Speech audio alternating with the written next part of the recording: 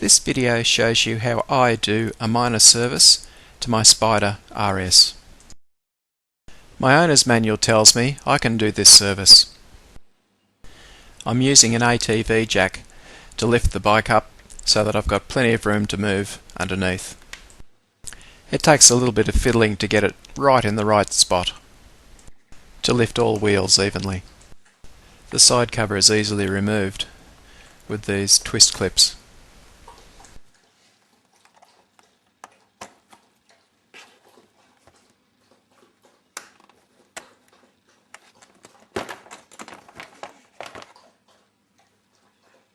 The workshop manual suggests you take all the side covers off to do this job.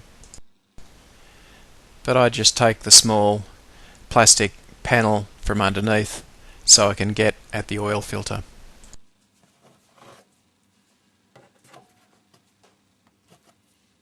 I just take the two 10mm head bolts out and then the screw.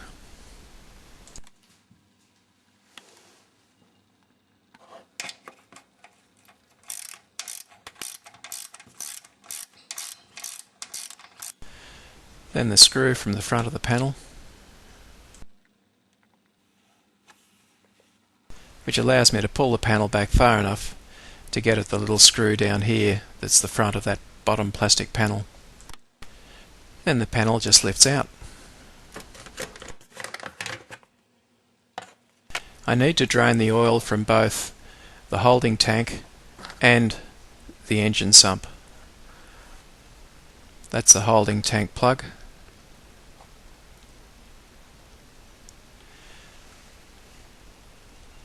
And across underneath the oil filter is the engine sump plug.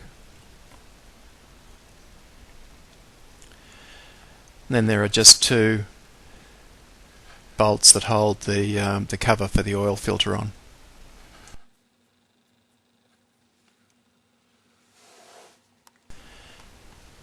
I bought a cheap set of hex drives. They're really good. You certainly can't use the silly tools that they have in the toolkit. I do the holding tank plug first, but it really doesn't matter which one you do first.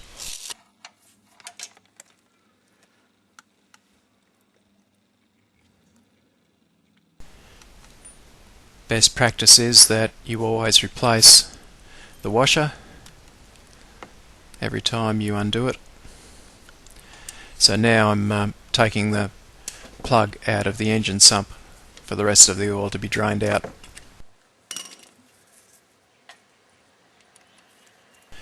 This plug has a magnet on the end of it, so it's a good idea to just check to see whether there's any iron filings on it.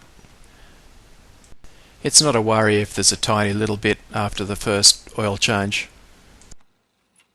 Now I can take out the two bolts that hold the cover for the oil filter. More oil comes out when I remove this, so I make sure I've got my drain pan underneath still.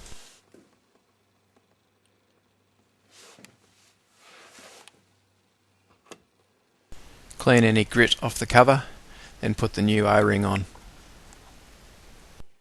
Make sure you put the oil filter back with the hole facing you, and you have to push it down till it clicks into place. Once I've put everything back together, cleaned off any excess oil, I just take a second to review what I've done, make sure that I really have tightened up all of the bolts properly before I start reassembling.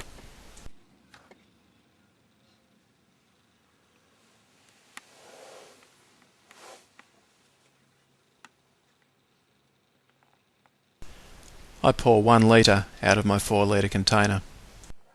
Then pour 3 litres into the holding tank. Now I need to start the bike and let it run until it comes up to operating temperature so that I can check the oil level. You'll almost certainly not see anything on the end of the dipstick after the 3 litres have gone in. So put another 900 ml in and check it again. Okay, you can see a little bit at the base now. I'm actually going to put the other 100 ml in and then give it another check. So now that I've got a total of 4 litres, I can see that it's just below the full mark, which is where I want it to be. Replace all the panels and I'm done. Now I check the engine coolant. It's under the front cover here. This just pulls off. And now I can see where the coolant level is and where the max mark is. Sometimes a little bit hard to see, but if you jiggle the bike a bit, you can usually see the fluid behind it. The maintenance schedule calls for the wheel nuts to be checked. I keep this bar and socket in the boot of the bike because the socket size is a really weird size. 13/16s, there's no metric equivalent. I check my brake discs and pads by using a torch and shining it down onto the pad. You probably can't see in the video, but you can actually see the pad thickness. Now I check the parking brake, make sure that it's actually holding the bike. And lastly, the maintenance schedule calls to check the pillion grab rails. So check the pillion grab rails, they're all fine. So that's it, the end of the service. I can now sit back, relax, and congratulate myself on being such a clever clogs.